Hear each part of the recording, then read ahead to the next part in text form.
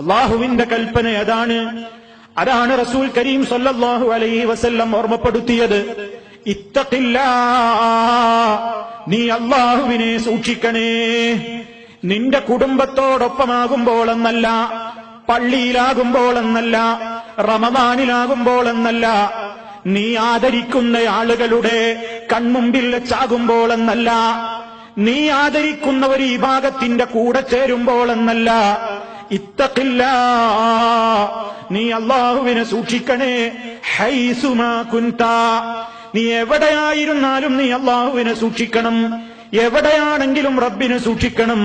അതേ ഒറ്റക്കാണെങ്കിൽ പോലും ഇന്നല്ലാഹ കാന അലൈക്കും റഖീബാ, നിശ്ചയം അള്ളാഹു നിങ്ങളുടെ മേൽ നിരീക്ഷകനായിട്ടുണ്ട്. അള്ളാഹുവിന്റെ കണ്ണ് അവന്റെ കാഴ്ചയിൽ നിന്ന് മറഞ്ഞുകൊണ്ടൊന്നും പ്രവർത്തിക്കാൻ നമുക്കാവില്ലല്ലോ. അതല്ലേ ഒറ്റക്കിരിക്കുമ്പോൾ പോലും നമ്മൾ എപ്പോഴും കേൾക്കാറുള്ള, ഞാൻ നിങ്ങളുടെ ശ്രദ്ധയിൽ കൊണ്ടുവരാറുള്ള ഒരു കവിതാശകലമുണ്ട്. ഇദാ മാ ഖലൗത ദഹ്റ യൗമൻ ഫലാ തഖുൽ ഖലൗതു വലാകിൻ ഖുൽ അലയ്യ റഖീബു. നീ ഒരു സ്ഥലത്ത് ഒറ്റക്ക് ഒഴിഞ്ഞിരിക്കുന്ന നേരമാണെങ്കിൽ പോലും നീ ഒരിക്കലും പറയാൻ പാടില്ല ഞാൻ ഒറ്റക്കിരിപ്പാണെന്ന് പറയരുത്. വലാകിൻ, പക്ഷേ ഖുൽ, നീ നിന്നെ പഠിപ്പിക്കേണ്ടത്, അതേ ഒറ്റക്കൊരു സ്ഥലത്ത് ഒഴിഞ്ഞിരിക്കുമ്പോൾ പോലും ചിന്തകൾ മറ്റു സ്ഥലങ്ങളിലേക്ക് കാടുകയറുമ്പോൾ, അനാവശ്യങ്ങളിലേക്ക് മനസ്സ് പ്രേരിപ്പിക്കുമ്പോൾ, ഇബ്ലീസ് നമ്മെ വേട്ടയാടിക്കൊണ്ട്, ഇപ്പോൾ നിന്നെ ആരും കാണാനില്ല, നിന്റെ ഉമ്മ കാണാനില്ല, ഉപ്പ കാണാനില്ല, കുടുംബങ്ങൾ കാണാനില്ല, അതേ ഉസ്താദുമാര് കാണാനില്ല, സഹപാഠികൾ കാണാനില്ല, ഇസ്ലാമിക പ്രവർത്തകരാരും കാണാനില്ല, നിനക്കിപ്പോൾ ഒറ്റയ്ക്ക് കിട്ടുന്ന ചാൻസാണ്, തിന്മയിലേക്ക് പോയിക്കോ എന്ന് മനസ്സിൽ ഇബ്ലീസ് മന്ത്രം നടത്തുമ്പോൾ, അതേ നീ നിന്റെ മനസ്സിനെ പഠിപ്പിക്കേണ്ടത് ഒറ്റക്കല്ല ഞാൻ, വലാകിൻ ഖുൽ അലയ്യ റഖീബു, നിരീക്ഷകൻ എന്റെ മേലെപ്പോഴുമുണ്ട്. അതാണ് അല്ലാഹു പറയുന്നത്, ഇന്നല്ലാഹ കാന അലൈക്കും റഖീബാ, അല്ലാഹു നിങ്ങളുടെ മേൽ നിരീക്ഷകനായിട്ടുണ്ട്. ആ ബോധമാണ് പ്രിയപ്പെട്ടവരെ നമ്മുടെ മനസ്സിൽ നിലനിൽക്കേണ്ടത്. പരിശുദ്ധ റമദാൻ കഴിഞ്ഞപ്പോൾ എന്തേ പള്ളികളൊക്കെ വിജനമായില്ലേ? എന്തേ നിങ്ങളൊക്കെ സുബഹിക്ക് പങ്കെടുക്കുന്ന പള്ളികളൊന്ന് പരിശോധിച്ചു നോക്കൂ. അതേ, റമദാനിന്റെ മുമ്പുണ്ടായിരുന്ന ആളുകൾ മാത്രമാണ് ഇപ്പോൾ ശവ്വാലിലും സുബഹിക്ക് പള്ളിയിലുള്ളത്. റമദാനികൾ എന്ന ഒരു വിഭാഗം പള്ളിയിലേക്ക് കയറിയിരുന്നു. അവർ റമദാനിന് സ്പെഷ്യലായി ഒഴുകി വന്നവരാണ്. അതേ, പള്ളികൾ നിറഞ്ഞു കവിഞ്ഞിരുന്ന പള്ളികൾ, പള്ളിയുടെ പുറത്തേക്ക് പോലും സഫുകൾ നീണ്ടിരുന്ന പള്ളികൾ, ഇപ്പോഴെന്തേ ഫജ്റിന്റെ നേരമാകുമ്പോൾ 3-3.5 സഫ് 1-1.5 സഫായി മാറുന്നു. 25-ഉം 35-ഉം സഫുണ്ടായിരുന്ന പള്ളികളിൽ ഫജ്ർ നിസ്കാരത്തിന് ആളില്ലാതെ പോയതെന്തേ? റമദാനിൽ ആ ജമാഅത്തിന് പങ്കെടുത്തിരുന്ന മുസ്ലിമീങ്ങൾ തൊട്ടടുത്തുള്ള ഫ്ളാറ്റുകളിൽ നിന്ന് താമസം മാറിയതുകൊണ്ടാണോ? മറ്റു വില്ലകളിലേക്ക് അവർ താമസം മാറ്റിയതുകൊണ്ടാണോ? ഒരിക്കലുമല്ല. അവരവിടെ സുഖമായി മൂടിപ്പുതച്ച് പടച്ച റബ്ബ് നൽകിയ അതേ ശീതീകരിച്ച റൂമിൽ അവർ സുഖമായി ഉറങ്ങുന്നുണ്ട്. ഹയ്യ അലസ്സലാ, നിസ്കാരത്തിന് വരൂ. ഹയ്യ അലൽ ഫലാഹ്, വിജയം നേടാൻ വരൂ.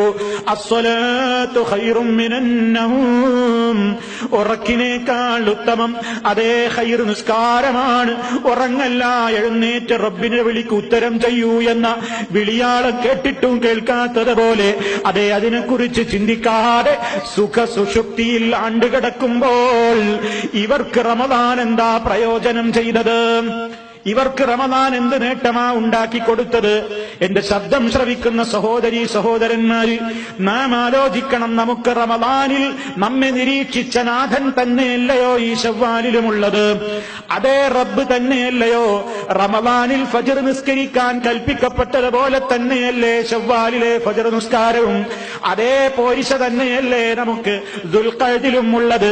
അതേ റമദാനിലാകുമ്പോൾ മഹത്വം കൂടി എന്നതല്ലാതെ, പുണ്യം കൂടി എന്നതല്ലാതെ നമുക്ക് നിർബന്ധമാക്കപ്പെട്ട ബാധ്യതക്ക് 1% പോലും ശവ്വാലിലും മറ്റു മാസങ്ങളിലും കുറവ് വന്നിട്ടില്ല. എന്നിട്ടും എന്തേ പോകാത്തത്? എന്നിട്ടും എന്തേ ഫജ്റോടടുക്കാത്തത്? എന്നിട്ടും എന്തേ ആളുകൾ അങ്ങോട്ട് നീങ്ങാത്തത്? അതേ, ആളുകൾ പടച്ച റബ്ബരൂപം ആ രൂപത്തിൽ ഖുർആനിൽ ഒരു കാര്യം പറയുന്നുണ്ട്. മലവെള്ളം ശക്തമായി ഒഴുകി വരുമ്പോൾ അൻസല മിനസ്സമായി മാഅ ഫസാലത് ഔദിയതും ബിഖദരിഹാ ഫഹ്തമല അസ്സൈലു സബദർ റാബിയാ. ശക്തമായ മഴവാന ലോകത്ത് നിന്ന് ഭൂമിയിലേക്ക് വർഷിച്ചാൽ അത് മലം ചെരുവുകളിൽ ആ വെള്ളം നിൽക്കാതെ കുത്തിയൊലിച്ച് താഴേക്ക് ഒഴുകി വരുമ്പോൾ ഒഴുകി വരുന്ന മലവെള്ളപ്പാച്ചിലിൽ നിങ്ങൾ കണ്ടിട്ടില്ലേ? ശക്തമായ നിലക്ക് മനുഷ്യനെ വളരെ അത്ഭുതപ്പെടുത്തുന്ന നിലക്ക് കുന്നുപോലെയുള്ള നുരയും പതയും അതുപോലെ തന്നെ നമുക്ക് കാണാം.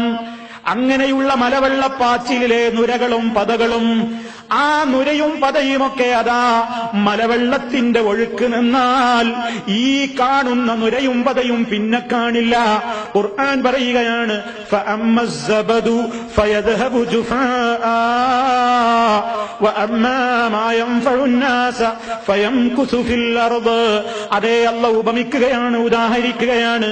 ഈ രൂപത്തിലുള്ള, ഈ മോശപ്പെട്ട രൂപത്തിലുള്ള ചപ്പ് ചവറുകൾ അതേ പിന്നെ അതിനെ കാണാനില്ല. അതേ അവസരത്തിൽ ജനങ്ങൾക്ക് ഉപകാരമുള്ള വല്ലതും അതിലൂടെ ഒഴുകി വന്നിട്ടുണ്ടെങ്കിൽ അതവിടെ അതാ ഭൂമിയിലേക്ക് താഴ്ന്നുകൊണ്ട് മനുഷ്യർക്ക് പ്രയോജനപ്രദമായ ചെടികളും പുഷ്പങ്ങളും കായ്കനികളുമൊക്കെ ആയിക്കൊണ്ട് വളർന്നു വരുന്നു. ഖുർആൻ വളരെ ഉപമയാരൂപത്തിൽ ഇത് പറഞ്ഞു. കദാലിക യദ്രിബുല്ലാഹുൽ അംസാല ലിന്നാസ്. അള്ളാഹു ജനങ്ങൾക്ക് ഇപ്രകാരം ഉപമകൾ പറഞ്ഞു തരികയാണ്. എന്താണ് ഈ പറയുന്നത്? നോക്കൂ നിങ്ങൾ, പരിശുദ്ധ റമദാനാകുന്ന പുണ്യത്തിന്റെ പേമാരി, പുണ്യത്തിന്റെ പൂക്കാലം, പുണ്യത്തിന്റെ ശക്തമായ ഒഴുക്കുള്ള കാലത്ത് എല്ലാവരും ഒഴുകിയപ്പോൾ ഞാനും ഒഴുകി. എല്ലാവരും ഫജ്റിന് പള്ളിയിലുണ്ട്, ഞാനും പോയി. എല്ലാവരും വളരെ ശ്രദ്ധയിലാണ്, തഖ്വയിലാണ്, ഖുർആനോത്തിലാണ്, ഭയഭക്തിയിലാണ്, ഞാനും വന്നു. പക്ഷേ ആ ശക്തമായ ഒഴുക്കിന്റെ പ്രവാഹം അങ്ങ് നിന്നപ്പോൾ അതേ നുരയും പതയുമൊക്കെ പിന്നെ കാണാനില്ല.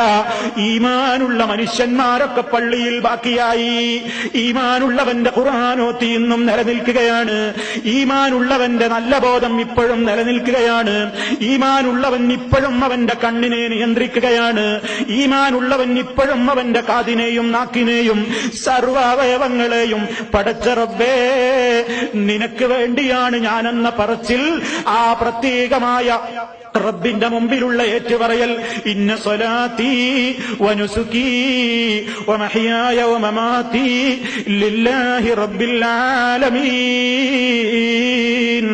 സർവലോക പരിപാലകനായ അല്ലാഹുവേ, നിനക്ക് വേണ്ടി, നിന്റെതാണ് ഞാൻ. എന്റെ നിസ്കാരവും എന്റെ അനുഷ്ഠാനങ്ങളും എന്റെ ജീവിതം മുഴുവനും, ഇനി ഞാൻ മരിക്കുന്ന നേരത്തെ എന്റെ മരണവും നിന്റെ പൊരുത്തത്തിന് വേണ്ടിയായിരിക്കും. നിന്റെ പൊരുത്തത്തിലല്ലാത്ത ഒരു ജീവിതം എനിക്കില്ല. പടച്ച റബ്ബിനോടത് പറയുന്ന സഹോദരാ, അത് പറയുന്ന സഹോദരി, നമ്മൾ എന്താണ് ഈ കാണിക്കുന്നത്? റമദാനിന്റെ ശേഷം എവിടേക്കാണ് പോയി മറഞ്ഞത്? പരിശുദ്ധ റമദാനായപ്പോൾ പല വീടുകളിലും ഉമ്മമാര് മക്കളെ ഉപദേശിച്ചു, മക്കളെ തുറക്കല്ല, റമദാനാണ്, ഓഫ് ചെയ്തോളൂ. റമദാൻ കഴിഞ്ഞപ്പോൾ 10 മടങ്ങ് ശക്തിയോടുകൂടി അത് ഓണാക്കാൻ എന്തേ ഉമ്മ, എന്തേ പെങ്ങളെ അനുവാദം കൊടുത്തത്? എന്തേ രക്ഷിതാക്കളെ അതിന് വീണ്ടും അനുവാദം കൊടുത്തത്? എന്തേ വീടുകളിൽ നിർത്തിവെച്ച പൈശാചികമായ രൂപത്തിലുള്ള പ്രവർത്തനങ്ങൾ വീണ്ടും തുടങ്ങാൻ ആരാ ലൈസൻസ് തന്നത്? പടച്ച റബ്ബിന് വേണ്ടി നോമ്പെടുത്ത ഈ അമാശയം, അവന് വേണ്ടി ഖുർആനോദിയ ഈ നാവ്, ആ ഖുർആനിലേക്ക് വളരെ ഭക്തിയോടെ നോക്കിയ ഈ കണ്ണുകൾ, പരിശുദ്ധ ഖുർആനിന്റെ ശ്രവണ സുന്ദരമായ പാരായണം ഭക്തി നിർഭരമായ നിലക്ക് ഇമാമുകളിൽ നിന്ന് കേട്ടുകൊണ്ട് അതേ ഹൃദയങ്ങൾക്കും മനസ്സിനും കണ്ണിനും കാതിനും കുളിര് പകർന്ന സഹോദരൻ സഹോദരി ഇപ്പോഴെന്തേ പൈശാചികമായ ശബ്ദങ്ങളുടെ ശ്രോതാവായി മാറിയത്? പൈശാചികമായ ദൃശ്യങ്ങളുടെ അതിന്റെ അനുവാചകരായി മാറിയത്, അതിന്റെ പ്രേക്ഷകരായി മാറിയത്? എവിടെയാണ് തകരാറ് സംഭവിച്ചത്? അതാണ് നമ്മൾ മനസ്സിലാക്കേണ്ടത്. കഴിഞ്ഞ കാല നോമ്പ് സ്വീകരിക്കപ്പെടാതെ പോയോ?